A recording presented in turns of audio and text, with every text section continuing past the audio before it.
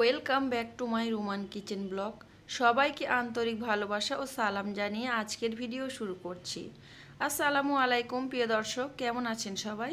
আশা করছি সবাই ভালো আছেন, সুস্থ আছেন।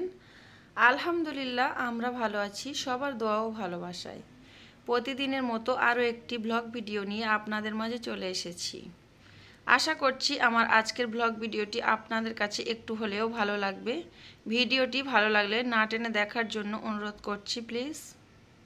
সকালে নাস্তা বানিয়ে নাস্তা খেয়ে নিয়েছি, সেটা আর ক্যামেরা অন করা সম্ভব হয়নি।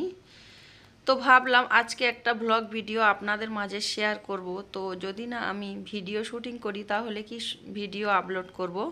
তার জন্য এখানে গ্যাস ওভেন পরিষ্কার করছি, তো সেটা একটু ক্যামেরা বন্দি করে নিয়েছি।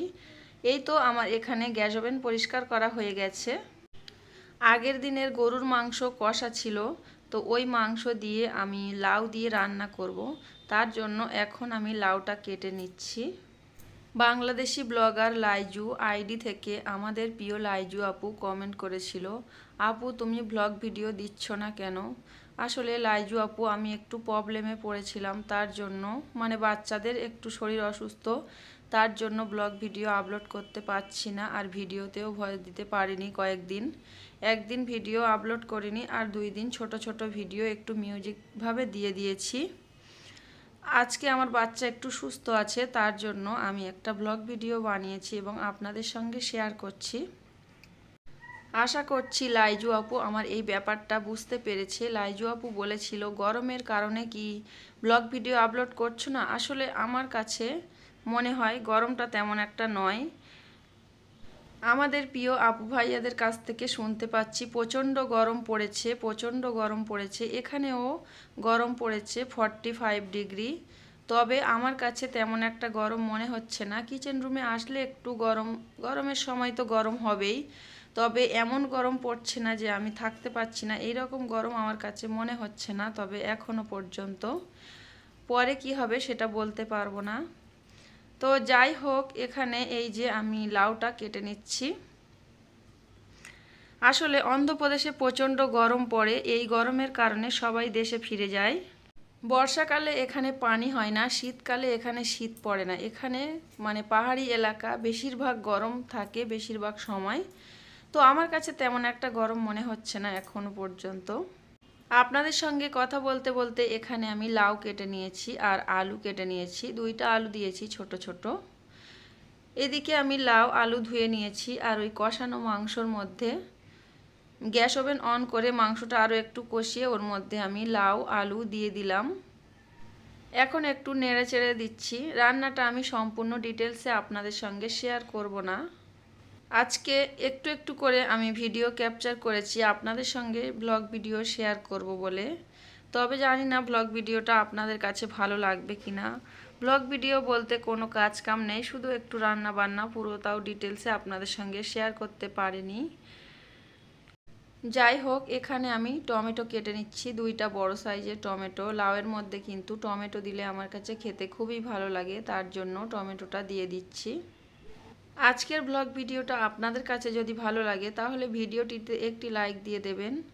যারা আজকে আমার চ্যানেলে ফার্স্ট ভিজিট করছেন তারা চাইলে আমার চ্যানেলটিতে সাবস্ক্রাইব করে আমার চ্যানেলের সঙ্গেই থেকে যেতে পারেন। পাশে থাকা বেল বাটনের অল অপশানে একটু ক্লিক করে দেবেন, এতে করে নতুন ভিডিও ছাড়া মাত্র আপনার ফোনে নোটিফিকেশান চলে যাবে। আপনি চাইলে সেটা সময় সুযোগ করে দেখে নিতে পারবেন। অলরেডি যারা এই কাজটি করে ফেলেছেন তাদেরকে জানাই অসংখ্য অসংখ্য ধন্যবাদ এবং অনেক অনেক ভালোবাসা। এক সাইডে আমি লাউ আর মাংস বসিয়েছি, এক সাইডে ভাত বসিয়েছি। ভাতটা ফুটে উঠেছে, আর এখন আমি গ্যাসের ফ্লেম স্লো করে দেব। আর এদিকে লাউ মাংস গ্যাসের ফ্লেম স্লো দিয়ে আমি রান্নাটা করছি। ভাতটা হয়ে গেছে, আর এদিকে আমি করলা আর ডাল রান্না করছি। কয়েকদিন আগে আমি রান্না করেছিলাম করলা আর ডাল, খেতে খুবই ভালো লেগেছিল, তার জন্য আজকে আবারও রান্না করে নিচ্ছি। অল্প মতো করলা ছিল, তো সেই করলা ডাল দিয়ে রান্না করে ফেলছি।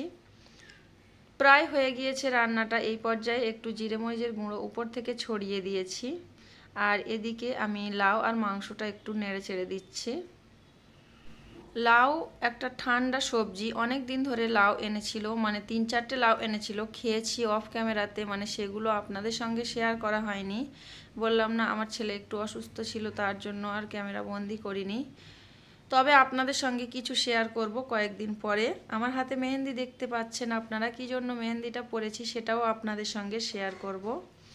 তো যাই হোক, এখানে আমার রান্না বান্না হয়ে গিয়েছে, আমি একটা প্লেটে পরিবেশন করে নিচ্ছি। করলা আলু ডাল খেতে কিন্তু খুবই ভালো লাগে, গরমের সময় আপনারা এটা ট্রাই করতে পারেন। আমি আগের ভিডিওতে দেখিয়েছিলাম আপনাদেরকে। আর এদিকে আরও একটা প্লেটে লাউ আর মাংস পরিবেশন করে নিচ্ছি, মানে খাবার জন্য, দুপুরের খাওয়ার জন্য রেডি করে নিচ্ছি। লাউ দিয়ে চিংড়ি মাছ, লাউ দিয়ে মানে রুই মাছ, লাউ দিয়ে গরুর মাংস, লাউ দিয়ে মুরগির মাংস খেতে আমার কাছে ভীষণ ভালো লাগে। আজকে লাউ দিয়ে গরুর মাংস রান্না করেছি, অল্প মতো মাংস কষা ছিল, তার সঙ্গে আমি লাউ আলু কেটে দিয়েছি। তো এই তো এখানে আমি প্লেটে পরিবেশন করে নিয়েছি। আপনাদের কাছে কেমন লাগছে চাইলে কমেন্ট করে জানাতে পারেন। আর এদিকে আমাদের বাড়িওয়ালা আন্টি আচার পাঠিয়েছে, আমের আচার। আমি আচার তেমন একটা পছন্দ করি না, আমার রাফানের আব্বুজি খায় ভাতের সঙ্গে। অন্ধ্রপ্রদেশে তেলেঙ্গানা এরিয়ার মানুষরা বেশিরভাগ আচার দিয়ে ভাত খায়, তারা তেমন একটা তরকারি রান্না করে না। তো যাই হোক, দুপুরে খাবার পরে এখন চলে এসেছি বিকালের দিকে, প্রায় সন্ধ্যা হব হব ভাব। এখন আমি মাজা খেয়ে নেব, মানে আমি নয় আমার ছেলে, আমরা সবাই খাবো, তার জন্য মাজাটা একটা গ্লাসে সবার জন্য নিয়ে নিচ্ছি। কয়েকদিন ধরে ভিডিওতে ভয়েস দেয়া হয় না, ভয়েসের প্রবলেম হতে পারে, আপনারা ক্ষমা দৃষ্টিতে দেখবেন। আমার কাছে মনে হচ্ছিল যেন আমি আপনাদের থেকে দূরে আছি, কারণ আপনাদের সঙ্গে কথা বলতে পারছি না। তো বাচ্চার অসুস্থ, তার জন্য কিন্তু বাচ্চাদের অসুস্থ থাকলে মায়েরা কিন্তু ভালো থাকতে পারে না। আলহামদুলিল্লাহ আমার ছেলে এখন একটু সুস্থ আছে, তার জন্য আমি ভিডিওতে ভয়েস দিচ্ছি। পাশের রুমে তারা কিন্তু দুজনে খেলা করছে, একটা ফোন দিয়েছি তারা দেখছে, আর আমি এদিকে ভয়েস দিচ্ছি। আর আমার ছেলের জন্য আমার জন্য এদিকে পেয়ারা কেটে নিয়েছি, আঙ্গুর ধুয়ে নিয়েছি, আর মাজা নিয়েছি, আমরা খেয়ে নেব এখন। আমার ছোট ছেলে মাশাআল্লাহ অনেক বড় হয়ে গিয়েছে, তার 5 মাস কমপ্লিট, আজকে মনে হচ্ছে, না হলে কালকে কমপ্লিট হবে 5 মাস। তো সে এমনভাবে ফিটার দুধ খাচ্ছে, আপনারা দেখেই বুঝতে পারছেন। আমি ভিডিও একটু ক্যাপচার করে নিয়েছি আপনাদের জন্য।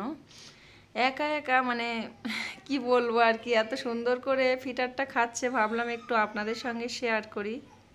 আমি কোনোদিন দেখিনি মানে এত ছোট বাচ্চা একা হাতে ফিটার খায়। তবে যাই হোক, ফিটারটা যদি ওর কাছে রেডি করে দিও একা একা কিন্তু খেয়ে নেয়। তো আমার ছোট ছেলের জন্য, বড় ছেলের জন্য সবাই দোয়া করবেন। পরবর্তী ভিডিও দেখার আমন্ত্রণ জানিয়ে বরাবরের মতো করে সবার সুস্বাস্থ্য কামনা করে আজকের ভিডিও এখানে শেষ করছি। সবাই ভালো থাকবেন, সুস্থ থাকবেন। গরমের সময় নিজেদের প্রতি এবং নিজেদের বাচ্চাদের প্রতি খেয়াল রাখবেন। আর বাচ্চাদের বেশি বেশি করে পানি খাওয়াবেন।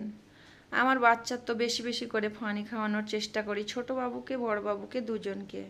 তো যাই হোক, আজকের ভিডিওটা এখানে শেষ করছি। আল্লাহ হাফেজ, আসসালামু আলাইকুম ওয়া রাহমাতুল্লাহি ওয়া বারাকাতুহু।